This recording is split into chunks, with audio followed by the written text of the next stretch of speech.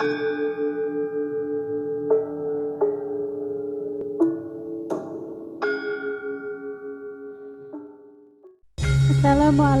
warahmatullahi wabarakatuh.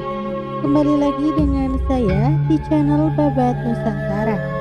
Kali ini saya akan membawakan cerita tentang Kapitayan. Kapitayan dari bahasa Jawa adalah salah satu agama kuno di Pulau Jawa, khususnya bagi suku Jawa. Suku Jawa adalah suku bangsa Austronesia terbesar di Indonesia yang berasal dari Jawa Tengah, Jawa Timur, dan daerah istimewa Yogyakarta. Pada tahun 2010, setidaknya 40,22% penduduk Indonesia merupakan etnis Jawa. Selain itu, suku Jawa ada pula yang berada di negara Kaledonia Baru dan Suriname. Karena pada masa kolonial Belanda, suku ini dibawa ke sana sebagai pekerja. Saat ini, suku Jawa di Suriname menjadi salah satu minoritas di sana dan dikenal sebagai Jawa Suriname. Ada juga sejumlah besar suku Jawa di sebagian besar provinsi di Indonesia, Malaysia, Singapura, Arab Saudi, dan Belanda. Mayoritas orang Jawa adalah umat Islam, dengan beberapa minoritas yaitu Kristen, Kejawen, Hindu, dan Buddha. Meskipun demikian, peradaban orang Jawa telah dipengaruhi oleh lebih dari 1000 tahun interaksi antara budaya Kejawen dan Hindu-Buddha.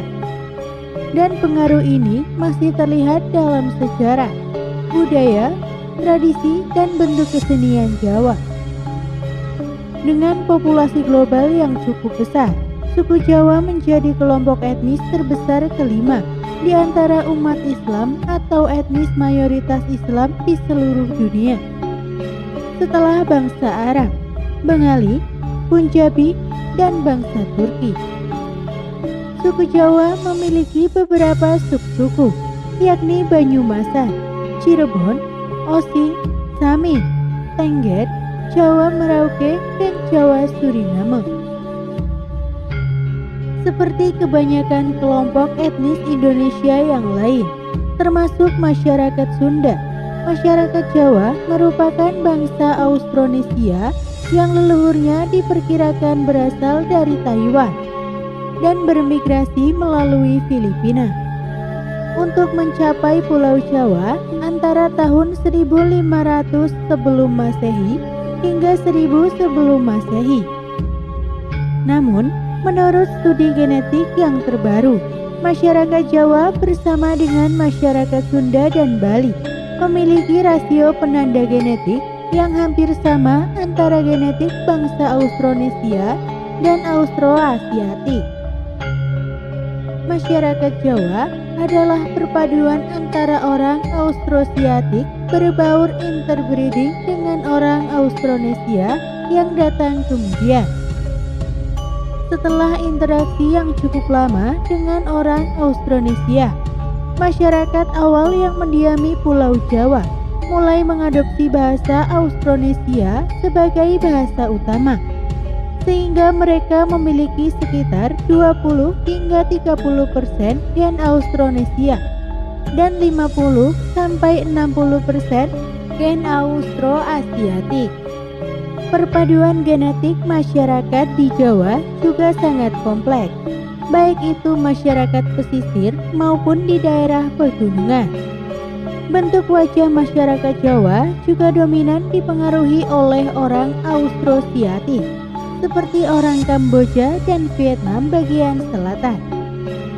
Kemungkinan mengapa masyarakat yang mendiami Pulau Jawa awal mula mulai mengadopsi bahasa Austronesia adalah menyesuaikan diri di dalam globalisasi, perdagangan maupun pertukaran budaya dan teknologi di masanya. Yang kemungkinan para penutur bahasa Austronesia mempunyai pengaruh yang sangat besar pada masa itu. Kapitayan merupakan salah satu bentuk monoteisme asli Jawa yang dianut dan dijalankan oleh sebagian besar masyarakat. Secara turun-temurun, agama ini juga kerap mengidentifikasikannya sebagai agama kuno Jawa, agama monoteis Jawa, agama monoteis leluhur, agama asli Jawa, yang mana berbeda dari kejawen. Agama Jawanik lainnya yang bersifat non-monoteistik. Monoteisme adalah kepercayaan bahwa hanya ada satu pencipta maha tinggi yang secara universal dirujuk sebagai Tuhan. Perbedaan dapat dibuat antara monoteisme eksklusif, di mana satu Tuhan adalah keberadaan tunggal, dan monoteisme inklusif dan jamak, di mana beberapa dewa atau bentuk ketuhanan diakui, tetapi masing-masing didalihkan sebagai perpanjangan dari Tuhan yang sama. Monoteisme dibedakan dari holoteisme, sistem keagamaan di mana orang percaya menyembah satu Tuhan tanpa menyangka bahwa orang lain dapat menyembah dewa yang berbeda dengan validitas yang sama. Dan monolatrisme, pengakuan akan keberadaan banyak dewa, tetapi dengan pemujaan yang konsisten hanya pada satu dewa. Istilah monolatri mungkin pertama kali digunakan oleh Julius Wellhausen dalam suatu masyarakat dengan peradaban yang maju. Sistem kepercayaan akan Tuhan cenderung monoteisme. Jenis monoteisme ini terbagi menjadi monoteisme praktis, monoteisme spekulatif, monoteisme teoritis, maupun monoteisme murni. Monoteisme praktis merupakan kepercayaan terhadap satu Tuhan yang dipuja, tetapi tidak mengingkari keberadaan dewa-dewa lain. Monoteisme spekulatif merupakan kepercayaan yang meyakini adanya satu dewa yang awalnya terdiri dari dewa-dewa lain, yang kemudian menyatu hingga hanya tersisa satu. Monoteisme teoritis merupakan paham yang mempercayai bahwa Tuhan itu esa dalam teori, tetapi dalam praktiknya mempercayai Tuhan yang jumlahnya lebih dari satu. Sedangkan monoteisme murni adalah paham yang menyatakan bahwa Tuhan itu esa dari segi jumlah dan sifat dalam teori, praktek, pemikiran maupun penghayatan. Terdapat berbagai bentuk kepercayaan monoteis, termasuk teisme, istilah yang mengacu kepada keyakinan akan Tuhan yang pribadi, artinya satu Tuhan dengan kepribadian yang khas, dan bukan sekadar suatu kekuatan ilahi saja. Deisme adalah bentuk monoteisme yang meyakini bahwa Tuhan itu ada. Namun, seorang deis menolak gagasan bahwa Tuhan ini ikut campur dalam dunia. Teisme monistik adalah suatu bentuk monoteisme yang ada dalam Hindu. Panteisme berpendapat bahwa alam sendiri itulah Tuhan. Paneteisme adalah suatu bentuk teisme yang berkeyakinan bahwa alam adalah bagian dari Tuhan, tetapi Tuhan tidaklah identik dengan alam.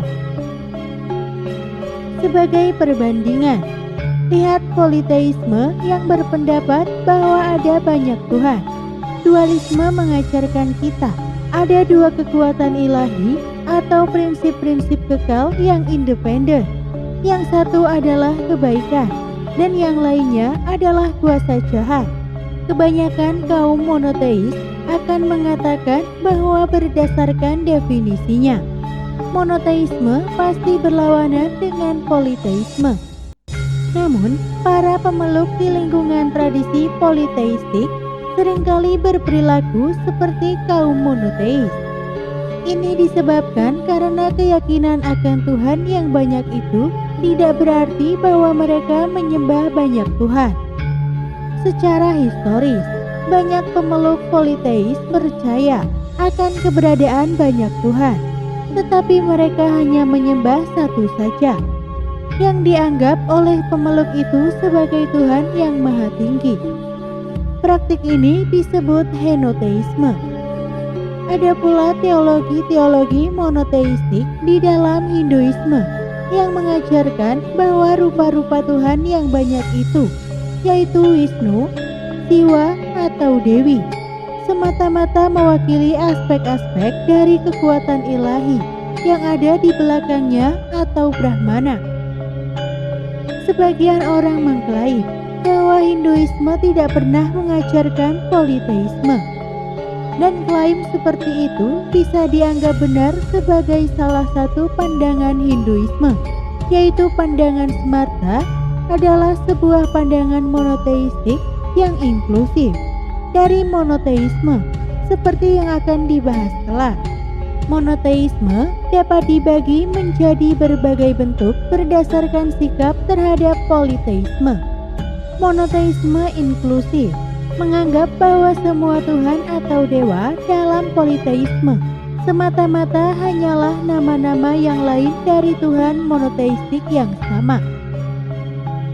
Monoteisme sebagaimana yang diwarisi oleh bangsa Israel dalam pengalaman Eksodus di bawah pimpinan Musa dianggap oleh mereka yang berpendapat bahwa bangsa Israel ini adalah orang-orang Hyksos sebagai pewaris kebijakan-kebijakan keagamaan, karena sebelumnya orang-orang Yahudi adalah politeis seperti halnya orang-orang Mesir. Masalah-masalah lain seperti hak ilahi raja juga muncul dari hukum-hukum Fir'aun tentang penguasa sebagai demigod atau wakil-wakil dari pencipta di muka bumi. Secara etimologi, kata kapitayan merupakan istilah yang berasal dari bahasa Jawa kuno yang memiliki kata dasar taya yang berarti tak terbayangkan, tak terlihat, atau mutlak secara harfiah. Dalam bahasa Sunda juga terdapat kata taya yang memiliki arti tidak ada atau tiada. Dengan demikian, berarti bahwa taya tidak dapat dipikirkan atau dibayangkan, atau tidak dapat digapai oleh panca indera duniawi manusia.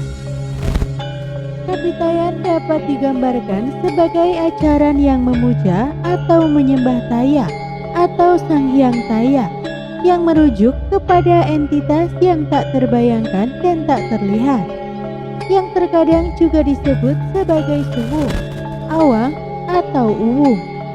Kata awang uwung mengacu pada keberadaan nyata tetapi tidak terjangkau, sehingga dapat diketahui dan disembah oleh makhluk duniawi termasuk manusia. Dan Sang Hyang Taya digambarkan sebagai entitas bersifat ketuhanan dan supranatural yang berkategori tu ataupun to. Tuhan dalam agama Kapitayan disebut Sang Hyang Taya. Taya berarti suwung atau kosong.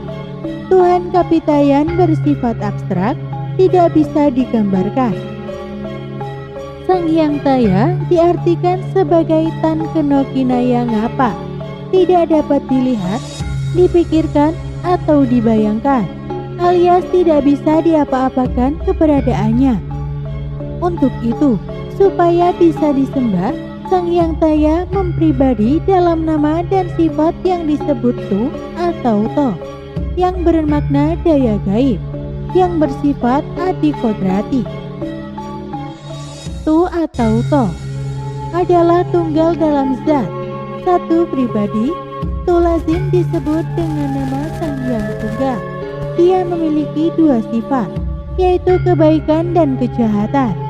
Tu yang bersifat kebaikan disebut Tuhan, disebut dengan nama Sang Hyang Wenang. Tu yang bersifat kejahatan disebut dengan nama Sang Manikmaya. Demikianlah Sang Hyang Wenang dan Sang Manikmaya pada hakikatnya adalah sifat saja dari Sang Hyang Tunggal. Karena itu, baik Sang Hyang Tunggal, Sang Hyang Wenang, dan Sang Hyang Manikmaya bersifat gaib, tidak dapat didekati dengan panca indera dan akal pikiran, hanya diketahui sifatnya saja. Kekuatan Sang Hyang Taya yang kemudian mewakili di berbagai tempat, seperti di batu, monumen, pohon, dan di banyak tempat lain. Oleh karena itu, mereka memberikan persembahan di atas tempat itu, bukan karena mereka menyembah batu, pohon, monumen, atau apapun, tetapi mereka melakukannya sebagai pengabdian mereka kepada Sang Hyang Taya, yang kekuatannya diwakili di semua tempat itu. Agama Kapitayan tidak mengenal dewa-dewa seperti dalam agama Hindu. Kapitayan ini lebih menyerupai ketauhidan daripada animisme dinamisme. Penyebutan sebagai animisme dinamisme sendiri muncul oleh karena secara tampilan fisik, ritual yang dilakukan oleh para penganutnya tampak sebagai penyembahan terhadap benda-benda. Secara sederhana, penyembahan benda-benda itu dipahami sebagai pemujaan terhadap kekuatan benda itu sendiri, animisme dinamisme. Sebenarnya, pada awalnya, ajaran Kapitayan justru tidak menyembah benda itu sebagai kekuatan mutlak, tetapi lebih pada penyembahan Sang Hyang, kekuatan tertinggi.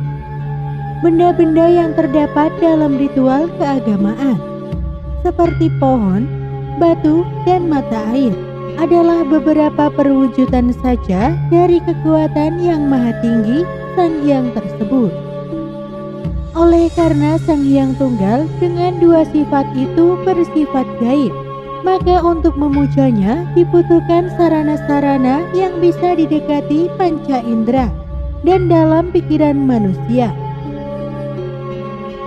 Itulah sebabnya di dalam ajaran Kapitayan dikenal keyakinan yang menyatakan bahwa kekuatan gaib dari pribadi tunggal Sang Hyang Taya yang disebut Tu atau To itu tersembunyi di dalam segala sesuatu yang memiliki nama Tu atau To.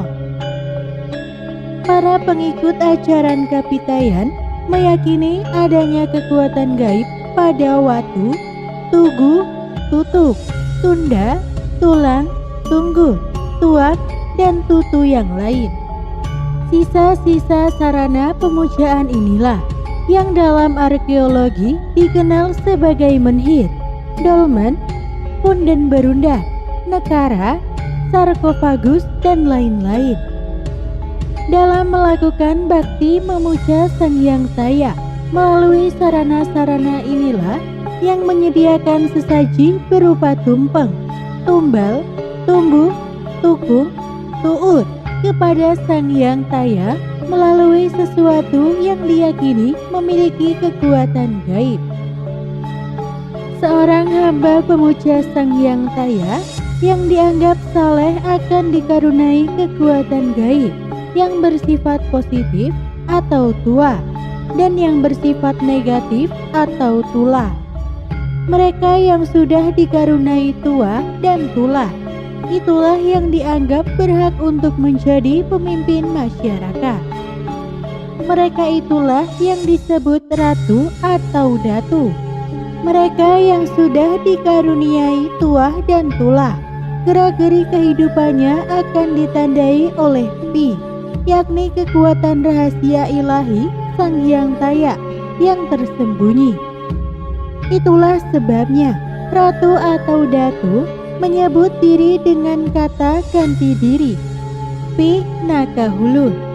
Jika berbicara disebut pidato, jika mendengar disebut piharsa, jika mengajar pengetahuan disebut piwulang, jika memberi petuah disebut pitutur, jika memberi petunjuk disebut pituduh, jika menghukum disebut pidana, jika memberi keteguhan disebut piandel, jika menyediakan sesaji untuk arwah disebut pita puja, lazimnya berupa pinda atau kue tepung, pinan, pitik, pindo daka kriya, nasi dan air, pisang.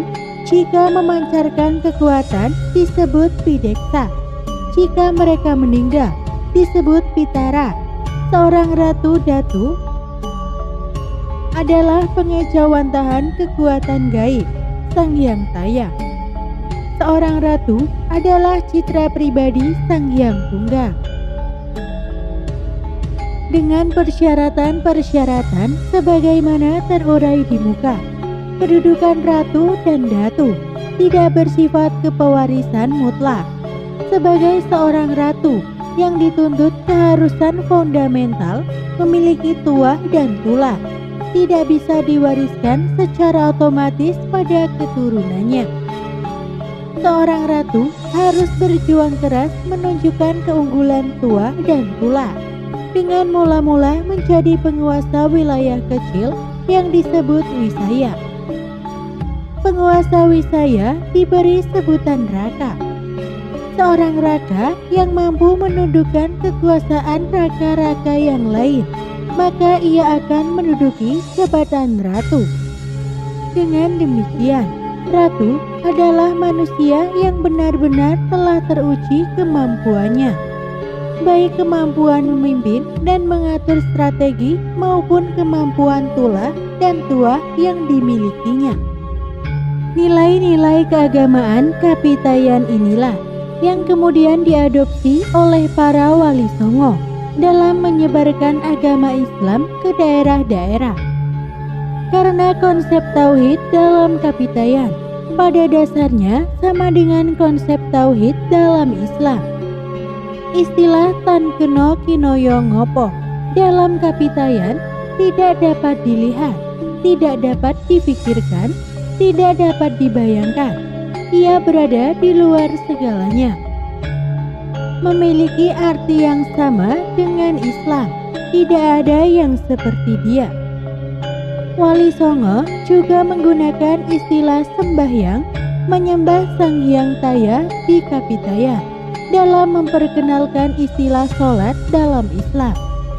Dalam hal tempat pemujaan atau persembahyangan, Wali Songo juga menggunakan istilah sanggar di Kapitayan, yang merupakan bangunan 4 persegi dengan lubang kosong di dindingnya sebagai simbol Sang Hyang Taya di Kapitayan.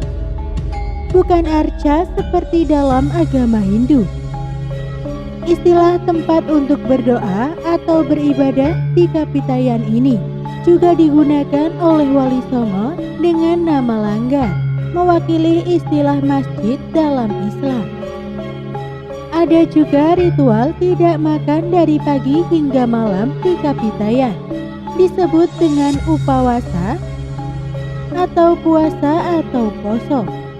Kebetulan, ritual puasa dalam agama Hindu juga disebut dengan upawasa atau upavasa.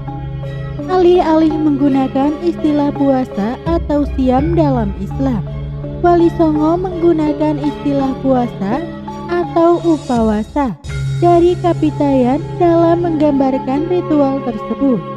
Sebutan poso dino pitu dalam Kapitayan yang artinya puasa pada hari kedua dan kelima, yang sama dengan puasa 7 hari. Sangat mirip dengan bentuk puasa Senin dan Kamis dalam Islam. Tradisi tumpengan Kapitayan juga dilestarikan oleh para wali songo dalam perspektif Islam yang dikenal sebagai sedekah. Inilah makna istilah yang disebut-sebut oleh Gus Dur, Presiden keempat Indonesia, sebagai mempribumikan Islam. Praktik ibadah dalam rangka melakukan puja bakti kepada Sang Hyang Tunggal. Penganut Kapitayan menyediakan sajian berupa tumpeng, tumpi, tumbu, tuak, tukung, dan untuk persembahan kepada Sang Hyang Tunggal yang daya gaibnya tersembunyi pada segala sesuatu yang diyakini memiliki kekuatan gaib seperti tungku, tunda, watu, tugu, tunggak, tuk, tuban, tumbrukan, dan tutup. Para penganut Kapitayan yang punya maksud melakukan tuju atau keperluan lain yang mendesak akan memuja Sang Hyang Tunggal dengan persembahan khusus yang disebut tumbang. Berbeda dengan pemujaan terhadap Sang Hyang Tunggal yang dilakukan masyarakat awam dengan persembahan sajian-sajian di tempat-tempat keramat untuk beribadah menyembah Sang Hyang Taya langsung. Amalia yang lazim dijalankan para rohaniwan berlangsung di suatu tempat bernama Sanggar, yaitu bangunan persegi 4 beratap tumpang dengan tutup di dinding sebagai lambang kehampaan Sang Hyang Taya. Dalam bersembahyang menyembah Sang Hyang Taya di Sanggar itu, para rohaniwan kapitayan mengikuti aturan tertentu. Mula-mula, sang rohaniwan yang sembahyang melakukan tulajek, berdiri tegak menghadap tutup lubang ceruk dengan kedua tangan diangkat ke atas, menghadirkan Sang Hyang Taya di dalam tutut atau hati. Setelah merasa Sang Hyang Taya bersemayam di hati, kedua tangan diturunkan dan didekapkan di dada tempat pada hati. Posisi ini disebut swadikep, memegang keakuan diri pribadi. Proses tulajek ini dilakukan dalam tempo relatif lama. Setelah tulajek selesai, sembahyang dilakukan dengan posisi tungkul, membungkuk memandang ke bawah, yang juga dilakukan dalam tempo relatif lama. Lalu dilanjutkan lagi dengan posisi tulumpak, bersimpuh dengan kedua tumit diduduki. Yang terakhir, dilakukan posisi todem, bersujud seperti bayi dalam perut ibunya. Selama melakukan tulajek, tungkul, tulumpak, dan todem dalam waktu 1 jam lebih itu, rohaniwan kapitayan dengan segenap perasaan berusaha menjaga keberlangsungan keberadaan Sang Hyang Taya yang sudah disemayamkan di dalam hati. Dalam keyakinan penganut kapitayan di Jawa, leluhur yang awal sekali dikenal sebagai penganjur kapitayan adalah tokoh mitologis Dahyang Semar putra Sang Hyang Wangkuhang, keturunan Sang Hyang Ismaya. Menurut cerita, negeri asal Dahyang Semar adalah Swetadwipa, benua yang tenggelam akibat banjir besar yang menyebabkan Dahyang Semar dan kaumnya mengungsi ke Pulau Jawa, yang juga mengajarkan kapitayan, tapi sedikit berbeda dengan yang diajarkan Dahyang Semar. Saudara Dahyang Semar yang lain bernama Sang Manikmaya, menjadi penguasa di alam gaib, kediaman para leluhur yang disebut kahyangan. Tokoh-tokoh idola dalam ajaran kapitayan seperti Dahyang Semar, Kyai Petruk, Nala Gareng, dan Bagong dimunculkan sebagai punokawan yang memiliki kekuatan adikodrati yang mampu mengalahkan dewa-dewa dalam agama Hindu. Demikianlah cerita yang dapat saya sampaikan. Semoga bermanfaat. Kurang lebihnya mohon maaf. Tetap dukung channel kami dengan cara klik like, komen, dan subscribe. Wassalamualaikum warahmatullahi wabarakatuh.